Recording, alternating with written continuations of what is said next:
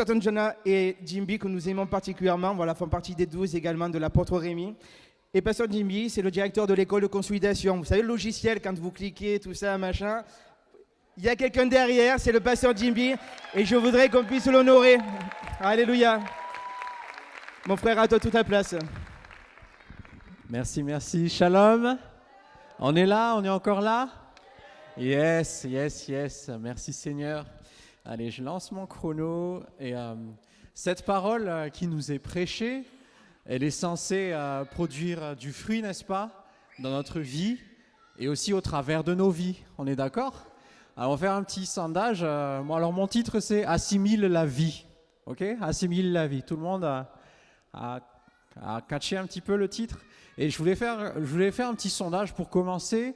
Combien vous êtes satisfait, on va dire, du résultat que produit la parole dans vos vies? Est-ce que vous pouvez lever un petit peu la main parce que vous êtes vraiment satisfait du résultat que produit la parole dans vos vies? Merci Seigneur, gloire à Dieu. Combien vous êtes moyennement satisfait? Vous vous dites c'est bien, mais il y a encore quelque chose, il faut que j'arrive à rentrer dedans. Combien vous êtes dans ces cas-là? Oui, et c'est pas le cas de tout le monde, hein. Il y en a qui lèvent la main là, donc il y a encore un besoin de produire plus de résultats, plus de fruits dans la vie de ces personnes-là qui ont levé la main. Et combien vous êtes peut-être dans le cas où, mince alors, on dirait que c'est pour les autres, tout ce qui est dit là, dans ma vie, ça marche pas en fait. C'est que les autres, c'est que pour les autres. Est-ce qu'il y en a, vous êtes dans ce cas-là et c'est la lutte en fait. Vous vous demandez, mais qu'est-ce qui se passe? Pourquoi est-ce que je m'en sors pas? Qu'est-ce qui marche pas? Est-ce que j'ai un problème? Est-ce qu'il y en a? Il n'y a pas une main qui se lève? Ah si, quand même, il y en a. J'en vois une devant. Une seule. Je prêche pour une personne aujourd'hui, j'en vois deux. Amen, amen. Allez, on prêche pour tout le monde aujourd'hui. Et je crois que ce cas-là, il a peut-être un petit peu pas trop envie que ça sache, mais sache que au travers des messages qui vont être donnés, donc en particulier celui que je donne aujourd'hui, il est vraiment à la suite de ce que mon épouse a donné. Je voudrais que tu assimiles la vie. Et est-ce que la projection peut passer sur mon autre écran, s'il vous plaît? Sache que la parole du Seigneur, dans Jean chapitre 6, au verset 63, il dit que cette parole qu'il lui dit, qu'elle nous dit, elle est esprit et vie. Dites avec moi, esprit et vie.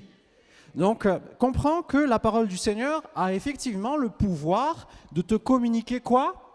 Son esprit et sa vie. C'est peut-être là qu'il y a une lutte, c'est que tu vois la parole mais que tu ne catches pas l'esprit et la vie qu'il y a dedans, n'est-ce pas?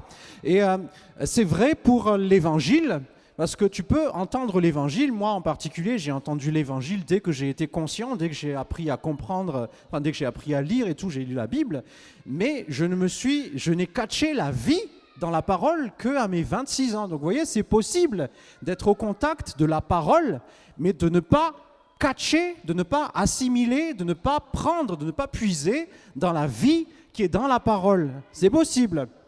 Et donc, pareil pour une parole prophétique qui peut être libérée aujourd'hui, demain.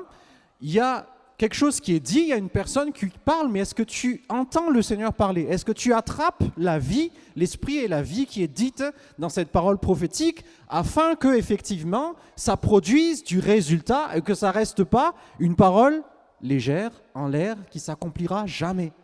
Ok? Donc, on va aller dans Romains chapitre 8 au verset 2, et ça nous dit que la loi de l'esprit de vie en Jésus-Christ m'a affranchi de la loi du péché et de la mort. En fait, la loi du péché et de la mort, je pourrais dire rapidement que c'est tout ce qui fait, au-delà de tes forces, donc c'est plus fort que toi, mais ça, tu ne peux pas y échapper, c'est tout ce qui fait que ça te fait pécher, ça te fait rater les choses de Dieu, ça te fait marcher dans la chair, et puis et de la mort, ça te fait périr, ça te fait échouer, ça te détruit même. Hein. On a parlé tout à l'heure de guérison. La guérison est censée être un fruit de la parole de Dieu dans ta vie, mais tant que tu n'entres pas dedans, en fait, tu es en train de périr. En fait, tu es sous le coup de la loi du péché et de la mort. Et en fait, la parole est censée t'apporter une libération, un affranchissement. Et c'est au travers de cette autre loi qui est l'esprit de vie en Jésus-Christ. Amen. Ça va jusque-là? Est-ce qu'on est là? Amen, amen. Et c'est là qu'on a besoin de comprendre que dans cette parole avec laquelle tu es en contact, il y a, je dirais, 2 éléments. On est là? 2 éléments. Il y a la lettre qui tue, il y a la lettre qui excite le religieux en toi, il y a la lettre qui te condamne parce que tu n'y arrives pas, et il y a l'esprit qui fait vivre. Amen. Donc la même lettre, la même parole, soit elle te tue, soit elle te ressuscite. Wouh! Tu vas choisir quoi? Alors, la lettre, je dirais que, un peu comme la nourriture, vous savez, la nourriture qu'on a montrée tout à l'heure, il y a les légumes et fruits et tout ça. Donc, vous connaissez le principe de la digestion. C'est que la nourriture va passer dans ton estomac et il y a un processus qui fait qu'on extrait le principe actif en fait. On extrait le principe actif de la nourriture, des aliments, à travers ce processus, et ces principes actifs, ces nutriments-là vont être assimilés par ton corps. Ça va jusque-là? Donc il y a un processus qui, je dirais que c'est une belle illustration de ce qui se passe dans le monde spirituel, dans ton être spirituel. Tu as besoin de faire ce processus pour extraire esprit et vie de la parole que tu lis, sinon ce sera une lettre qui tue, ça ne marchera pas. Ça va jusque-là? Fais comme ça si tu apprends quelque chose parce que je sens l'onction là. Hein. Tu as besoin de passer le temps dans la parole et de dérouler ce processus qui te permet d'extraire le principe actif de la parole parce que sinon ça reste une lettre qui tue. Et ce processus, c'est celui qui permet justement à la parole de demeurer. Qu'est-ce que j'affiche là? Ouais. Celui qui demeure en moi et en qui je demeure porte beaucoup de fruits. Ce processus, c'est celui qui permet à la parole de demeurer en toi.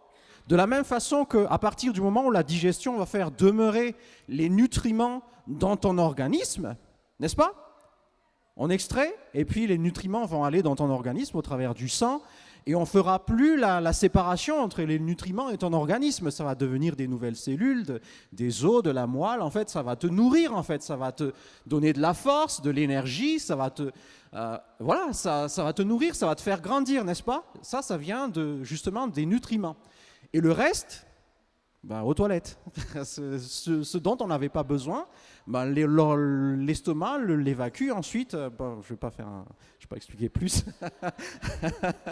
Mais c'est la même chose pour esprit et vie que tu as besoin d'extraire. Il faut que ça rentre en fait dans ton être spirituel et que ça demeure en toi. Là, tu vas porter beaucoup de fruits. Est-ce que tu connais comment s'appelle ce processus qui extrait esprit et vie de la parole? Alors, la digestion, c'est pour les aliments. Moi, j'appelle ça la méditation. La méditation. La méditation. C'est ce processus qui va te permettre justement de repasser la parole pour qu'elle puisse toujours être au contact de ton être. Et là, je sais même pas comment l'expliquer, mais la meilleure image, encore une fois, c'est la digestion. Hein, ou peut-être encore comme l'infusion, c'est à un moment donné, le principe actif, il faut que l'eau vienne au contact c'est ça, hein, Mika qui acquiesce. Il faut que le principe actif, il vienne au contact du thé, et ensuite, le thé va être dans l'eau. Et on ne distingue plus le thé de l'eau à ce moment-là, parce que le thé est dans l'eau. Le thé demeure dans l'eau, n'est-ce pas? Et pareil, quand tu médites la parole, à un moment donné, la parole va demeurer en toi. Et quand la parole demeure en toi, tu vas porter beaucoup de fruits. Quand la parole demeure en toi, alors toi tu demeures en Christ, ça c'est le contact, toi avec le Seigneur, le culte personnel. On a demandé à intervertir avec mon épouse parce qu'on sentait que ça s'enchaînait dans ce sens. Donc ton contact avec le Seigneur, ta relation avec le Seigneur, il faut que tu demeures en lui. Et à ce moment-là, il y a l'inverse qui se passe, c'est que ces paroles vont demeurer en toi. Et là, tu demandes ce que tu veux et ce sera accordé. Chèque en blanc. À partir du moment où la parole demeure en toi, tu demandes ce que tu veux, réalise là ce qui est dit. Et peut-être prends celle-là pour méditer là-dessus. Mais tu peux demander ce que tu veux. Bien sûr, ça va être dans le cadre de la parole, encore une fois, mais cela sera accordé. Guérison sera accordée. Délivrance sera accordée.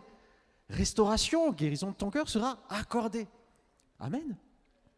Et là, on rentre effectivement dans le ministère de la prière exaucée, dans la manifestation de tous les bénéfices du versement du sang de Jésus. On apprend ça par cœur, les 5 confessions du sang de Jésus. Mais est-ce que tu prends le temps d'extraire esprit et vie de ces 5 confessions du sang de Jésus? Je prends par exemple l'exemple de « Par le sang de Jésus, je suis purifié ». Vous savez, je vais faire un petit témoignage rapidement. Moi, j'étais quelqu'un qui était physiquement malade de façon récurrente, au moins 2-3 fois par an, j'avais un truc en fait. Et même quand j'étais petit, j'étais asthmatique. Et puis en 2013 jusqu'en 2015, c'était avant la MPN, j'ai été exposé à un enseignement sur la parole de Dieu et sur la guérison, sur la santé. Et à un moment donné, je réalise, mais en fait, cette parole-là, elle est esprit et vie, elle vivifie mon corps. Et ce qui s'est passé, ces maladies qui revenaient de façon chronique tous les ans, tout simplement, ça s'est arrêté. Stop, c'était fini. Je n'ai pas prié pour une délivrance, je n'ai pas lutté en fait. J'ai juste pris le temps de m'exposer à la parole et à un moment donné, de par sa nature, de par sa nature, cette parole a produit le fruit. Et j'ai arrêté d'être malade tout simplement par un principe actif, en fait, par la vie de Dieu qui est en moi. Amen. Et je vais vous donner un dernier passage parce qu'il me reste 40 secondes. Je vous ai écrit, Père, parce que vous avez connu celui qui est dès le commencement.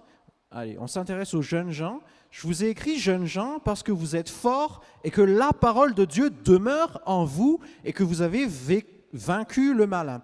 Alors, jeunes gens, ce sont ceux qui sont sortis de l'enfance spirituelle, ok?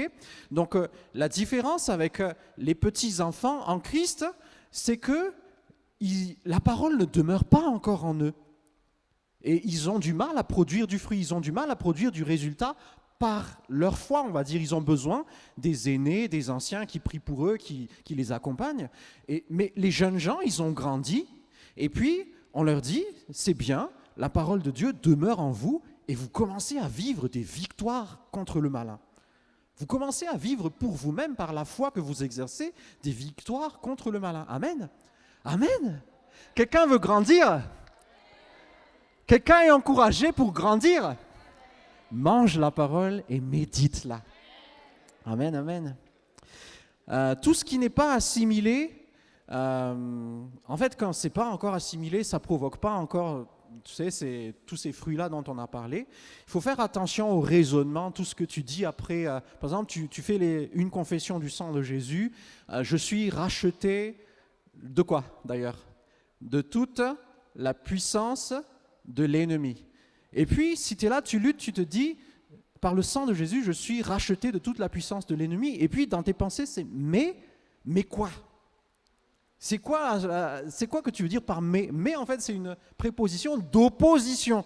Donc, tu te fais les confessions du sang de Jésus le matin, le soir, tu t'opposes. Ah, mais le sang de Jésus me purifie, mais moi, tu ne me comprends pas, pasteur. Mais moi, tu sais, tout ce que tu dis après le mais, c'est pour s'opposer à la parole.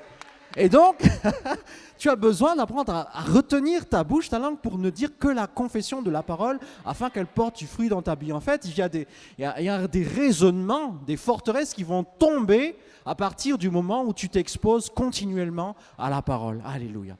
Mets ta main sur ton cœur, prie avec moi. Seigneur, fais-moi grâce aujourd'hui, fais-moi grâce aujourd'hui de renoncer à toute excuse, à toute forteresse, à tout raisonnement qui m'a privé de ce privilège de méditer ta parole. Au nom de Jésus. Amen.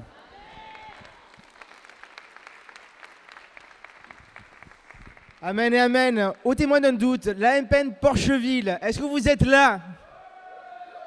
Amen, amen. Merci Pasteur Jimby pour ton message. Merci Pasteur Tanjona. Vous voyez, même là, ils sont effectivement dans de l'articulation, l'un avec l'autre. Et c'est vrai qu'il nous rappelle ô combien la parole est importante. Et tout à l'heure, Pasteur Tanjona parlait effectivement de ces arrière-plans, de ces pays où les gens n'ont pas le privilège que nous avons d'avoir la parole de Dieu, quoi. Des fois, tu fais style, t'es branché, tu l'as sur ton portable et compagnie. Il y a des gens qui sont morts pour avoir la parole de Dieu. C'est dire combien nous sommes des privilégiés. Je crois que ça a été rapporté tout à l'heure. Vraiment, nous les bénissons parce que l'école de consolidation, voilà, c'est destiné là aussi à catcher la parole, à infuser de profondeur en profondeur pour la gloire d'un seul nom. Et ce bon nom, vous l'aurez compris, c'est le nom de Jésus. Alléluia. Amen. Sur cette parole, j'ai l'honneur d'introduire notre frère l'évangéliste Mika, donc l'époux de notre sœur Anaïs.